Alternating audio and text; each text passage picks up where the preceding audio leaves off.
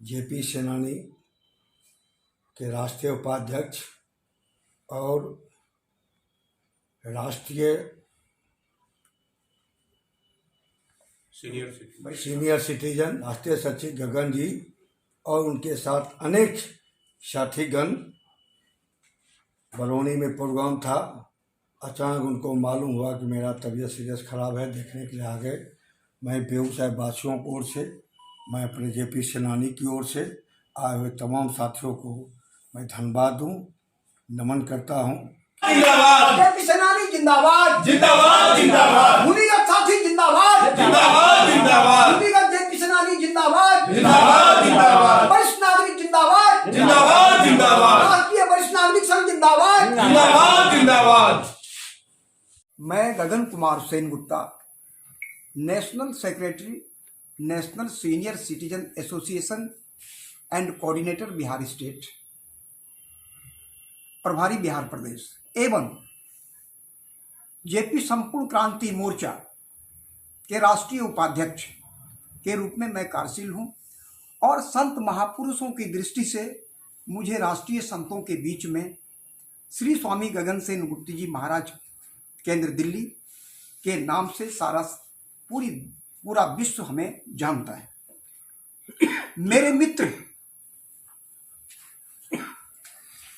श्री अमरेंद्र कुमार जी अभी एक्सीडेंट हो गए थे और मुझे सूचना मिली। मैं तुरंत बरौनी बेगूसराय आकर इनकी हालत को देखा और अपने देश के संपूर्ण क्रांति आंदोलन के सेनानियों के समक्ष मैंने ये आवाज दे रहा हूं कि सभी साथी मिलकर इनके स्वास्थ्य की सुखद कामनाओं के लिए कामनाएं करें कि ये जल्दी स्वस्थ हो जाए और राष्ट्र के लिए काम में आगे बढ़ जाए। 18 मार्च 1974 से 21 मार्च 1977 तक की अवधि में लोकनायक जयप्रकाश नारायण जी के द्वारा चलाए गए राष्ट्रव्यापी आंदोलन के दौरान जो देश में सत्ता परिवर्तन हुआ, कुशासन की सत्ता को देश की जनताओं ने उखाड़ कर फेंका। उसके उपज माननीय बिहार के मुख्यमंत्री श्री नीतीश कुमार जी भी हैं, माननीय श्री लालू प्रसाद जी भी हैं और देश के पूर्व प्रधानमंत्री माननीय अटल बिहारी वाजपेयी जी, पूर्व प्रधानमंत्री मोरारजी भाई देसाई जी और वर्तमान के प्रधानमंत्री माननीय श्री नरेंद्र मोदी जी भी संपूर्ण आंदोलन के उपज हैं। आज की परिवेश वो ऐसा है देश के लिए कि संपूर्ण क्रांति आंदोलन के साथियों ने देश में सत्ता परिवर्तन के लिए लड़ाई नहीं लड़ी थी, लड़ाई लड़ी थी देश में व्यवस्था परिवर्तन के लिए। वो व्यवस्था परिवर्तन ये कि देश से गरीबी मिटे, महंगाई मिटे, बेरोजगारी मिटे, भ्रष्टाचार मिटे और शिक्षा में समान व्यवस्था लागू हो। एक देश एक कानून की तहत कानून व्यवस्था हो। आज का परिवेश ये है, जब मैं आ रहा था बेगूसराय प्रवेश कर रहा था तो काफी संपूर्ण क्रांति आंदोलन के साथी अब वरिष्ठ नागरिक हो गए और मैं वरिष्ठ नागरिक का राष्ट्रीय सचिव भी हूं, बिहार का प्रभारी भी हूं। इस नाते साथियों ने कहा, गगन कुमार सेनगुप्ता साहब, दुख द्रवित हूं जिसके लिए हमने देश में आंदोलन किया था 18 मार्च 1974 से 21 मार्च 1977 तक। सत्ता परिवर्तन हुआ लेकिन आज तक देश में व्यवस्था परिवर्तन नहीं हुआ। जो लोग कुर्सी पर आए, सत्ता में आए, उन्होंने सत्ता के माध्यम से देश की जनता को लूट रखा है। मैंने कहा वो कैसे? बातें ये आई, एक एक व्यक्ति 8-10 पेंशन उठा रहे हैं, लेकिन जो संपूर्ण क्रांति आंदोलन के सेनानी हैं, जो भूमिगत साथी थे, जिनको आज तक पेंशन नहीं मिला, उनको बुजुर्ग पेंशन, वृद्धा पेंशन 400 रुपया, वो भी 3 महीने पर मिलता है। ये नाकाफी है। सरकार सीधा बेईमानी करती है। हम वैसे घराने से आते हैं, हमारे बाला साह का मैं प्रपौत्र हूं जिन्होंने आजादी की क्रांति में अंग्रेज फिरंगियों ने उन्हें फांसी पर चढ़ाया था, फांसी खींचा था। ऐसे व्यक्ति, ऐसे वंशज आज भी देश में है। जब मैं आजादी की क्रांति को समझता हूं, सुनता हूं, पढ़ता हूं, तो हमारी दादी मां कहती है आजादी की क्रांति में वैसे लोग जो काला पानी की सजा में अंडमान निकोबार जेल में गया, वो जो गया सो वापिस नहीं आया। जिनको फांसी हुआ, ऐसे लोगों के घराने की स्थिति ऐसी है कि आज वो जर्जर है। बेरोजगारी इतनी है कि वो जूझ रहा है। भ्रष्टाचार चरम सीमा पार कर गई है। हर साख पर उल्लू बैठा है, लेकिन जो सत्ता चला रहे हैं वो ऐसे मद में है कि उनको दिखाई नहीं पड़ रहा है कि भ्रष्टाचार कहाँ है, वो तो देख ही नहीं पा रहा है। अब उनको सुझाया जा रहा है कि बिहार में भ्रष्टाचार है, देश में भ्रष्टाचार है। हम माननीय नरेंद्र मोदी जी का विरोध नहीं करेंगे, उन्होंने सेवा की है, लेकिन जो सेवा होनी चाहिए वो नहीं हो पा रहा है। आज देश के अंदर में जो बेरोजगार है, वो बेरोजगार दिन प्रतिदिन गुणात्मक वृद्धि हो रही है, उनको रोजगार के अवसर कमजोर पड़ रहे हैं। मैं जानता हूं कि देश डिजिटल इंडिया हो गया है, हाईटेक हो गया है, लेकिन देश में एक्सपर्ट की कमी के कारण जो है कि नए नए बच्चे बेरोजगारी की तरफ बढ़ रहे हैं और वो दिशा भ्रमित हो रहे हैं। ऐसे बच्चों को भी सुधारने की जरूरत है। अब बच्चे मेडिकल कॉलेज में, साइंस कॉलेज में, इंजीनियरिंग कॉलेज में, लॉ कॉलेज में जब जाता है एडमिशन के लिए, तो वहाँ भ्रष्टाचार का आलम फैला हुआ है और वहाँ वो सीधे उल्टे पांव वापिस होना पड़ता है। बीएड में जाता है, पैसे नहीं है, लोग पैसे का डिमांड करता है। अब सवाल खड़ा होता है कि सारे लोग क्वालिफाई करके जाना चाहे, तो ये भी जो गरीबी से निकला है उनके लिए कठिनाई का सामना करना है।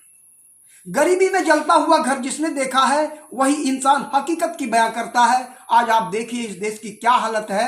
हर इंसान महंगाई से बेहालत है। महंगाई आसमान चूम रही है, ये धरती वीरान हो रही है, हवा में रुक रुक कर सांस ले रही है, महंगाई से परेशान हो रही है। शर्म से चांद भी घूंघट में जा सिमटता है। कोई पर्दे में आज रोता है तो कोई पर्दा नशी होकर रोता है। हर घर में महंगाई घर घर में घुसकर कहती है, अरे महंगाई तो हुकूमत से बरसती है। जिसके बीच हर इंसान आज तड़पता है, कोई पर्दे में आज रोता है तो कोई पर्दा नशी होकर रोता है। ये मैंने हुक्मरान से कहना चाहता हूं। हम वैसे घराने के लोग हैं जिन्होंने आजादी की क्रांति में देश को आजाद कराने के लिए फांसी के तख्त पर चढ़ा, और उसके दिल में कितनी आग जल रही होगी। मैं ये कहना चाह रहा हूं कि देश में एक एक व्यक्ति जो सदन में है, पार्लियामेंट में है, राज्यसभा में है, लोकसभा में है, विधानसभा में है, एक से अधिक पेंशन जो उठा रहे हैं, वो देश के लिए, लोकतंत्र के लिए गद्दार है। उसको माफी नहीं किया जाएगा। और एक बात और कहना चाहूंगा, जेपी संपूर्ण क्रांति आंदोलन के साथियों ने पेंशन नहीं मांगा था, लेकिन बिहार सरकार और भी राज्यों के सरकारों ने कहा कि जेपी सेनानियों ने देश में सत्ता परिवर्तन किया है। अगर सरकार बनेगी कांग्रेस के विरोध में, जब शासन आएगी, हम सबको सम्मानित करेंगे और उनको उनके भरण पोषण के लिए हम कुछ देंगे। लेकिन भरण पोषण के लिए क्या देंगे कि सरकार ने इसे 3 टुकड़े में बांट दिया।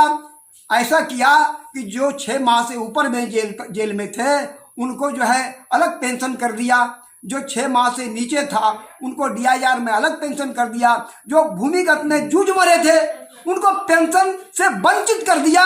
ये भी सत्ता के लिए नाकाफी है, ये बेईमानी है। ऐसे सरकार को गद्दी पर रहने का कोई हक नहीं है। हम कहना चाहेंगे जेपी सेनानियों से, हिम्मत हारने की काम नहीं है। मंत्र फूंकता हूं आज मैं, भारतीय सुता के तंतन में ले उठा वीर गांडीव गदा, इस घोर प्रलय के प्रांगण में ले शंखनाद की ध्वनि बजा। मंत्र फूंक जनमानस में उतर आएंगे देवाधिदेव इस भूखंड के प्रांगण में। हमारे साथियों ने पेंशन मांगा नहीं था। आप सरकार के लोगों ने कहा कि हम पेंशन देंगे तो आपको देना चाहिए, नहीं तो आपको गद्दी पर रहने का हक नहीं है, गद्दी छोड़ देना चाहिए। और एक व्यक्ति को 10 पेंशन 5 पेंशन लेने का अधिकार नहीं है। मैं लोकतंत्र में ऐसे घराने से आता हूं जिसके वंशज ने आजादी की क्रांति में अपना कुर्बानियां दी है, फांसी के फंदे पर चढ़ा है। मैं वैसे वंश का वंशज पुत्र हूं। बस इतना ही कहकर मैं अपने शब्द को भूल चूक की क्षमा याचना करते हुए विराम देता हूं। और विराम देने से पहले मैं ये कह रहा हूं कि आगामी चुनाव 2024 में है। जेपी सेनानी एकजुट होकर जो भी सरकार बनेगी, अगर वरिष्ठ नागरिकों को दिल्ली, हरियाणा और पंजाब के तर्ज पर और गोवा के तर्ज पर अगर पेंशन नहीं देती है बिहार में, तो हम सरकार के विरोध में भी जाएंगे। दिल्ली में जो पेंशन मिलता है, पंजाब में, हरियाणा में और गोवा में जो पेंशन मिलता है वो बिहार में मिलनी चाहिए। वहां अगर 3000 मिलता है तो बिहार के वासियों को भी 3000 वृद्धा पेंशन मिलनी चाहिए, विकलांग पेंशन मिलनी चाहिए, विधवा पेंशन मिलनी चाहिए। अगर नहीं मिलता है तो सरकार को बख्शा नहीं जाएगा, चाहे वो सरकार किसी की भी होगी। कोई भी वोट मांगने आएगा तो हमारे देश की, बिहार की जनता और देश की जनता सरकार का विरोध करने में 1 कदम नहीं 5 कदम आगे बढ़ेगी। दूसरी बात है, अभी जेपी संपूर्ण क्रांति आंदोलन के साथियों ने, माननीय अमरेंद्र भाई ने अभी 11 अक्टूबर को जिला बेगूसराय में सम्मेलन किए थे। हमने उनको कहा था कि अगर 2024 के चुनाव में अगर 2023 में सरकार पेंशन लागू नहीं करती है भूमिगत के साथी को, तो आप आगे बढ़िए। पूरा बिहार का भूमिगत जेपी सेनानी सरकार के साथ मुकाबला करने के लिए तैयार है। और वरिष्ठ नागरिक, विधवा और विकलांग, अगर आपको दूध और दवाई के लिए 100 रुपये प्रतिदिन, 3000 रुपये महीना अगर सरकार पेंशन नहीं देती है, इसकी सरकार को उखाड़ कर हम बंगाल की खाड़ी पार कराएंगे। और इसके लिए कोई जो है कि हम पीछे नहीं हटेंगे। बस इन्हीं शब्दों के साथ मैं अपने विराम शब्द को देना चाहता हूं। लेकिन यह कहना चाहता हूं कि अभी नेशनल सीनियर सिटीजन एसोसिएशन के तत्वावधान में कटिहार जिला में 22 दिसंबर को एक जिला अधिवेशन है। उसमें पूरे बिहार के प्रमुख साथी भाग लेने जा रहे हैं। हम उनको सम्मानित करेंगे, हम उनको आमंत्रित करते हैं। दूसरा 12 दिसंबर को आप कटिहार आइए और आपकी आवाज पटना नहीं, बिहार नहीं, दिल्ली तक पहुंचेगी। नहीं तो 2024 के चुनाव में सरकार का रथ रोकने में हमें कोई परहेज नहीं होगा। हम सरकार, अगली सरकार को तोड़ मरोड़ कर देंगे। उनकी सरकार को जैसे विधवा और विकलांग और वृद्धों को पेंशन में इनको लाचार बनाया गया है, इनको हैंड टू माउथ किया गया है, हम भी सरकार का मुकाबला करने के लिए, हम भी देश में 19 करोड़ की संख्या में हैं, मुकाबला करने के लिए तैयार हैं। हम भारत सरकार से कहना चाहते हैं कि आपने वृद्धों का, विकलांग का, विधवाओं का, जिनका उम्र 60 या उससे ऊपर होता है, उनको, पुरुषों को 40% रेल में रियायत मिलता था और महिलाओं को 50% रेल में रियायत मिलता था। आपने उसको, भारत सरकार के माननीय प्रधानमंत्री जी ने कोरोना का बहाना लेकर बंद कर दिए। आप जानते हैं कि आप उनको कितनी कठिनाइयां हो रही है, हॉस्पिटल जाने में कठिनाइयां हो रही है, बैंक जाने में कठिनाइयां हो रही है, उनको सफर करने में कठिनाइयां होगी। ये तो पिछली सरकार ने दिया था, लेकिन आपकी सरकार ने कौन सा बढ़िया काम कर दिया कि लाचार बुजुर्गों की सेवा और उनको सहायता का काम रोक करके आपने उस पैसे को जो है योजना के पैसे में लगा रहे हैं। ये भी सरकार के लिए नाइंसाफ भी है। सरकार समय रहते चेत जाए, नहीं तो हम उनका पुरजोर विरोध करेंगे। उनकी सरकार को भी उखाड़ कर हम बंगाल की खाड़ी पार कराने में पीछे नहीं रहेंगे। एकजुट होकर ये कहना चाहते हैं, इनकलाब जिंदाबाद, जिंदाबाद, जिंदाबाद, वरिष्ठ नागरिक जिंदाबाद, जिंदाबाद, जिंदाबाद, वरिष्ठ नागरिक जिंदाबाद, जिंदाबाद, जिंदाबाद।